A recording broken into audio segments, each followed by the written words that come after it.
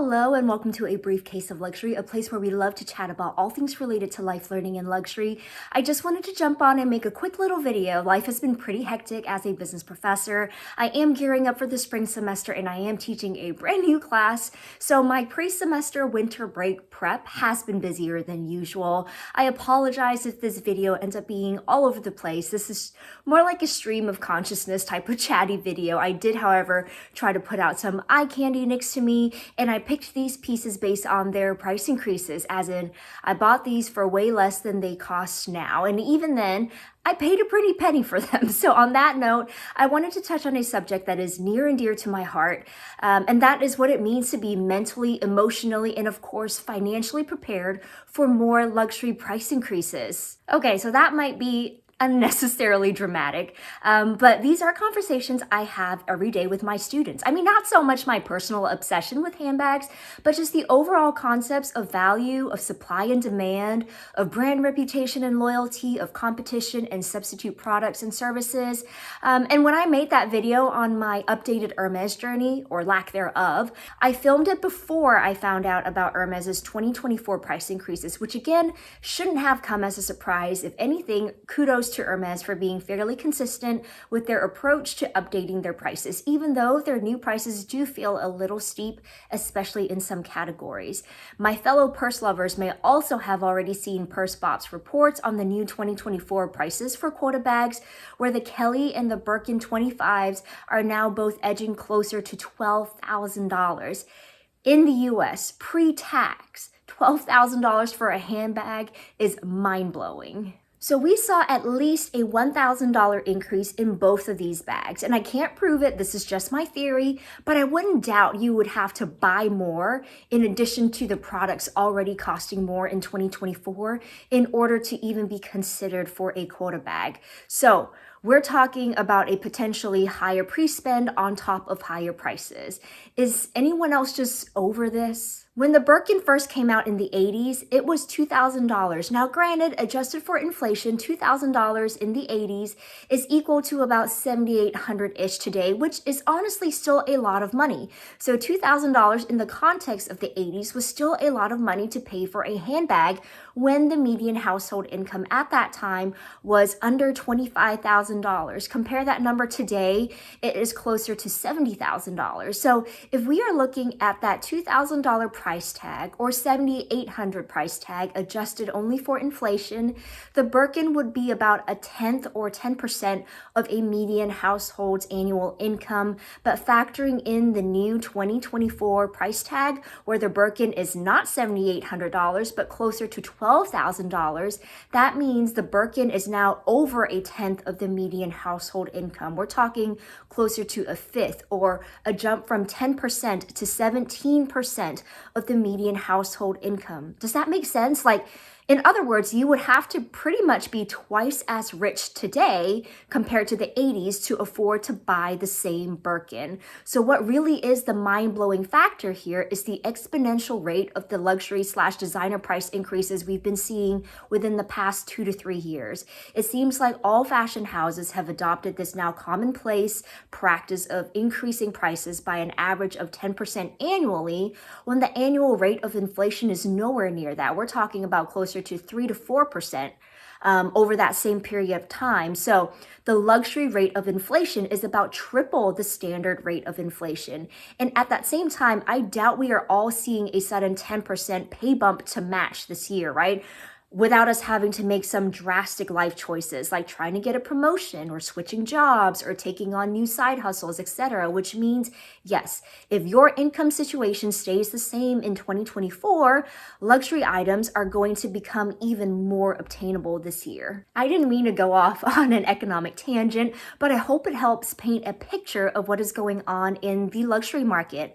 I remember a year ago, I made a video detailing all of Hermes's various price hikes, seeing what categories or products had the highest versus lowest price increases. And I had thought of doing the same type of video again this year, but you know what? Screw that.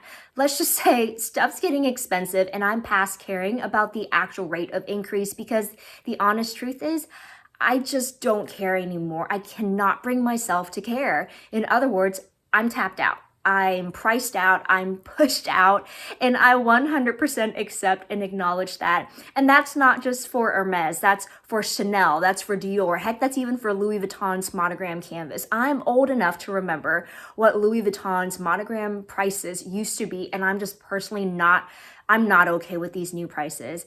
Like the denim collection, are you kidding me? Like, do we know how much denim on average costs to produce?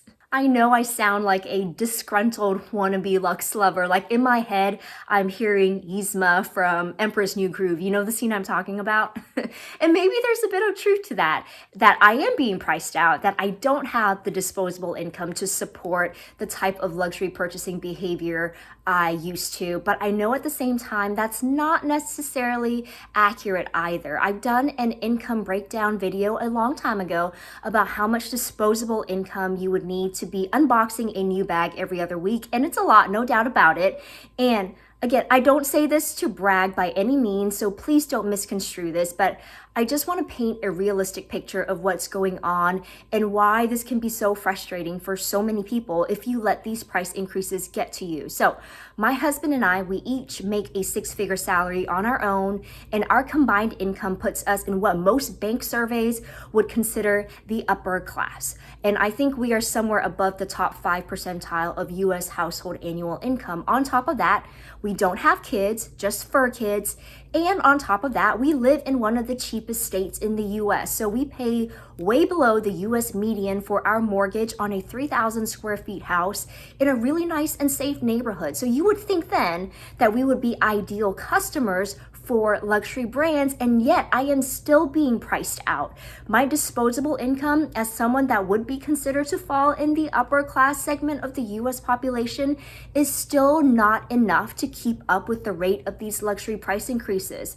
Going back to my Birkin in the 80s example, you pretty much need to be twice as wealthy now compared to the level of wealth needed in the 80s to buy a Birkin from store. Again, please don't take this as me bragging about being classified as upper class or what have you. If I were bragging, I would be happy about these price increases.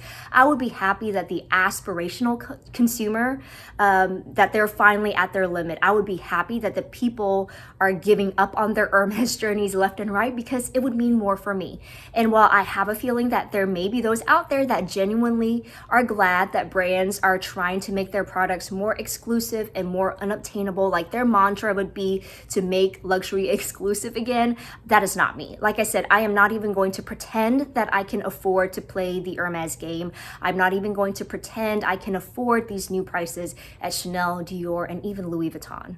All that is just a roundabout way of saying that even as someone who is said to be considered upper class, I'm still not wealthy enough to be a true luxury consumer. I still fall into the aspirational category. So here, maybe we can say the luxury landscape now is truly reserved for the uber wealthy. So not the top 5%, but maybe shrinking down to just the top 1% or 0.1%. Now, I'm not saying this is a truth or fact. That's just how I feel at the moment, because while I don't know the rate of wealth increase that most people are currently experiencing, to me, if we are to experience a 10% annual price increase from these brands, then I personally need to experience more than a 10% year-on-year income growth in order for me to feel comfortable with these price increases. I would personally need to experience between 15 or 20% increase on my year-on-year income growth in order for me not to be stuck in a zero-sum lifestyle creep situation. I hope that makes sense. And finally, here's the point of my video. Was I originally panicked, disgusted, saddened by the news and anticipation of more price increases in 2024? Well, yeah, name any negative emotion. I'm pretty sure I felt it. I'm pretty sure we've all felt it. In fact, I'm pretty sure we're all used to it by now as well, right? There's a natural phenomenon that occurs when we receive bad news over a period of time. We just become accustomed to it to the point where we are desensitized and our responses just get less emotional and less negative. So I suppose that now that I've fully worked through this cycle of negative emotions, after at least 2 to 3 years of seeing extremely aggressive pricing increases among all of the major fashion houses, there are 3 things that are now clear to me, and I hope you find these points useful or comforting if you are also navigating through what these price increases mean for you and your dreams of building your ultimate designer or luxury collection.